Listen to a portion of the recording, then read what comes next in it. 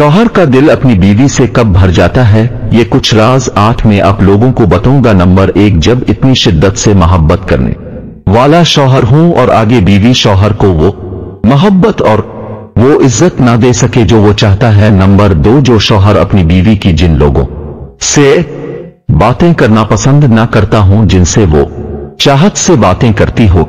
नहरी, जो शौहर अपनी बीवी के मुंह से अपनी तारीफ सुना चाहे और वो अपने शौहर की तारीफ ना करे, दूसरे लोगों की तारीफ करे। नंबर 4, जो शौहर अपनी बीवी के मोहब्बत से मांगे तोहफा लेकर आए और बीवी उनको घर तक रखना गवारा ना मुझे और कभी शौहर के सामने पहन कर ना जाए।